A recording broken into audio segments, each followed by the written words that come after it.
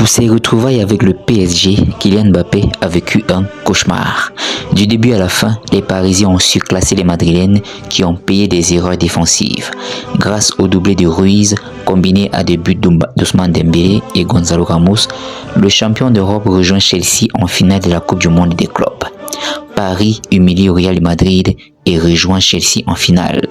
Une demi-finale parfaite pour un PSG beaucoup trop fort pour le Real Madrid de Kylian Mbappé. Nommé homme du match, Fabien Ruiz a brillé en s'illustrant, notamment avec un doublé. Ousmane Dembélé et Gonzalo Ramos ont participé à la fête. Grâce à cette large victoire, les hommes de Luis Enrique rejoignent Chelsea en finale de la Coupe du Monde des clubs. Grâce à une entame du match sensationnelle, le PSG a surclassé le Real Madrid 4-0. Ce mercredi en demi-finale de la Coupe du Monde des clubs, dimanche à 21h, il affrontera Chelsea pour tenter de remporter un 5e titre cette saison. On pensait avoir tout vu, tout écrit, tout digéré. Mais le PSG là est décidément affamé et rien ne semble pouvoir l'arrêter. Après sa démonstration de force en finale de la Ligue des Champions, 5-0 contre l'Inter Milan le 31 mai, le champion d'Europe a marqué sur le grand Real Madrid, comme on écrase un vulgaire moustique ce mercredi en demi-finale de la Coupe du Monde des clubs. Dans un MetLife Stadium, acquis à la cause madrilène et rempli d'anciennes gloires, comme les personnalités Ronaldo, Roberto Carlos, Didier Deschamps, Fabio Capello, Marcel Desailly, Blaise Matuidi, Franck Ribéry, Jay-Z, le club de la capitale a envoyé un nouveau message limpide sur sa supériorité cette saison. Sa première période, d'un niveau tout bonnement incroyable, a suffi pour tuer tout suspense. Après 24 minutes, les Parisiens menaient déjà 3-0. Nouveau record pour un club français au XXIe siècle devant l'Olympique Lyonnais 3-0 le 13 septembre 2005 en phase de groupe de la Ligue des Champions. Les joueurs de Luis Enrique ont certes profité d'énormes erreurs individuelles comme ceux d'Asensio de Rudiger sur les deux premiers buts de Fabien Ruiz, 6e minute, et d'Ousmane Dembélé, 9e minute, mais le troisième but de l'Espagnol, inscrit sur une énième passe d'Achraf Hakimi à l'issue d'une contre-attaque typiquement parisienne à 100 à l'heure, ne doit rien à personne.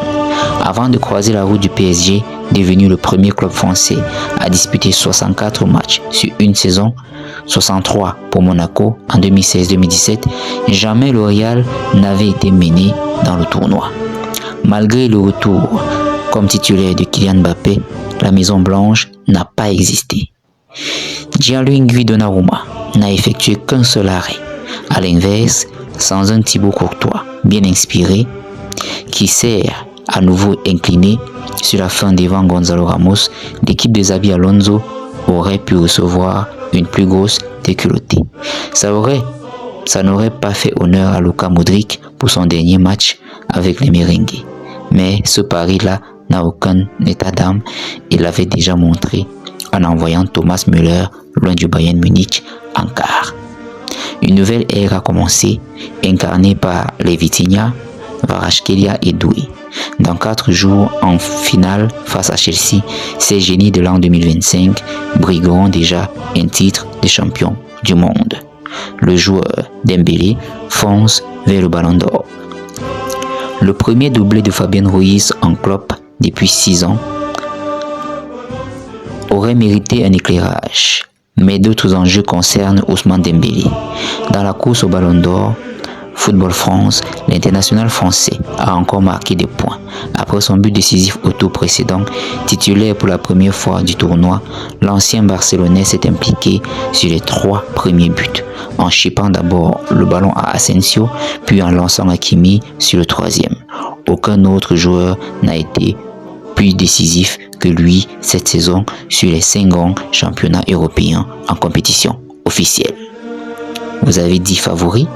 C'est la 2e fois de son histoire que le PSG inscrit 4 buts face au Real de Madrid en compétition officielle. Après son succès 4-1 en quart de finale, retour de la Coupe de l'UEFA lors de la saison 92-93. C'est le seul club français qui a réussi à marquer autant face aux Merengues.